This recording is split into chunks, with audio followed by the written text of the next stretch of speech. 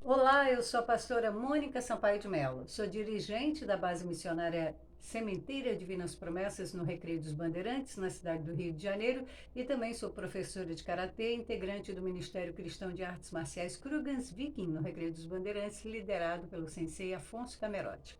E eu trago para você uma reflexão sobre as interpretações da palavra de Deus. Vários autores ao longo da vida da igreja têm lançado, publicado livros onde discursam sobre determinados trechos da palavra de Deus segundo a luz do seu próprio entendimento, né? E eu quero comentar com você a respeito de um livro que traz algumas interpretações que, a meu ver, é a minha interpretação, não tem a ver com o destino, o desígnio de Deus para aquelas vidas. É uma interpretação pura e simplesmente pontual, de acordo com os valores e conceitos do autor. Eu vou omitir o autor por respeito, é uma pessoa que eu tenho em alta estima e consideração. Vou omitir o nome do livro, mas eu vou me apegar apenas ao texto bíblico que ele menciona, né, o trecho que é sobre a vida de Ruth, a Moabita, quando ele trata da vida de Elimeleque, o marido de Noemi. Quando o autor ele pega assim, numa parte, ele começa a falar que Elimeleque, o efrateu de Belém, reuniu sua família e saiu para peregrinar nos campos de Moabe. E aí ele começa a emitir a sua própria opinião. E eu vou rebater essa opinião.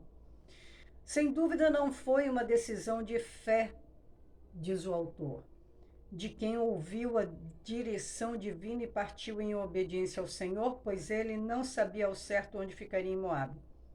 Completamente antibíblico o que ele falou. Primeiro, que ele fala que não foi uma decisão de fé de quem ouviu a direção divina e partiu em obediência ao Senhor, pois Elimeleque não sabia ao certo onde ficaria em Moabe. Vamos para a Bíblia? Eu não quero mostrar o livro. Vamos para a Bíblia, vamos lá. Em Gênesis 12, na famosa chamada de Abrão. Vamos lá. 12. O Senhor tinha dito a Abrão: deixe sua terra natal, seus parentes e família de seu pai, e vá à terra que eu lhe mostrarei. E o Abrão saiu, sem saber para onde ia, já que lá no livro de Hebreus, Hebreus 11, quando trata dos heróis da fé, a palavra de Deus diz que ele saiu sem saber para onde ia, porque ele saiu por fé. Então, já cai por terra essa alegação do autor desse livro sobre Ruth, a Moabita, não é? Deixa eu ver se eu acho aqui onde que ele está falando. Ó, sim, no verso 8 de 11, capítulo 11 de Hebreus. Pela fé, Abraão obedeceu quando foi chamado para ir a outra terra que ele receberia como herança. Ele partiu sem saber para onde ia. Então, quer dizer, que alegação foi essa do autor em dizer que, por Elimeleque não saber onde ficaria na terra de Moabe, ele saiu em desobediência a Deus. Então, a gente já vê que o autor já está partindo de pressupostos pessoais, de opinião pessoal, para refletir sobre a palavra de Deus para outras pessoas, né? Então, nós não podemos fazer isso. Tem todo um conjunto de referências que nós precisamos levar em consideração antes de emitir uma opinião sobre a palavra de Deus, ainda mais publicada, né? Publicar em forma de livro. Aí ele fala assim, que a palavra declara que o nosso Deus não é Deus de confusão, e realmente não é, tá? Ah, É porque ele quer dar uma lição e está tentando forçar o texto de Ruth para dar essa lição, que é sobre pessoas que não oram nem buscam a direção do Senhor quando estão tentando se aventurar em busca de melhores condições de vida. Ok, mas não pode pegar e utilizar um determinado texto é, é, julgando a decisão do, do personagem segundo aquilo que a pessoa quer falar e não aquilo que realmente a palavra fala.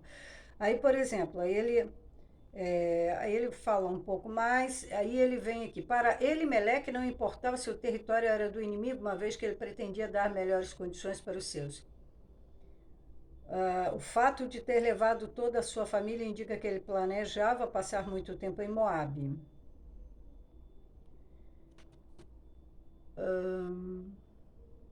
Elimeleque, ele só foi ali, se você conhece a palavra de Deus, ele só foi ali com um propósito, um desígnio, que nem ele sabia, nem a família dele sabia.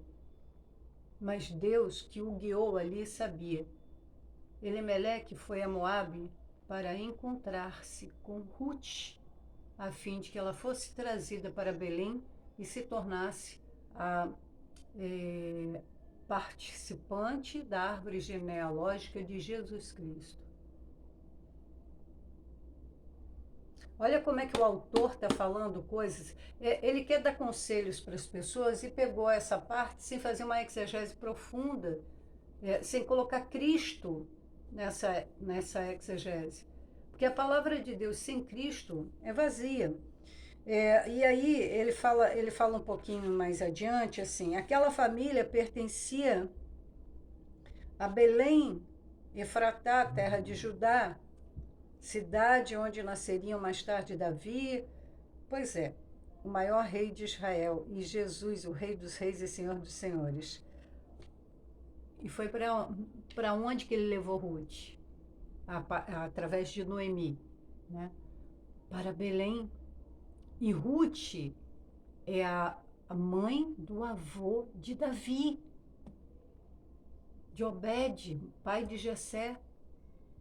E não é por acaso que essas coisas acontecem. Deus tem propósitos quando ele une pessoas. Ele uniu alguém que era da terra, Boaz, né? Uma figura de Jesus Cristo, o remidor, com a igreja gentílica representada pela moabita Ruth. Essa palavra é totalmente de salvação, sabe? Essa palavra é de resgate, essa palavra é a obra redentora de Deus por meio de Jesus Cristo. Como é que esse homem, esse autor desse livro, pode ter uma visão tão terrena? Isso não invalida, obviamente, as obras evangelísticas desse autor, que são maravilhosas, mas é um alerta para você não ler a Bíblia de forma tão imediatista, de forma tão contextual assim, porque a Bíblia é a palavra de Deus eterna.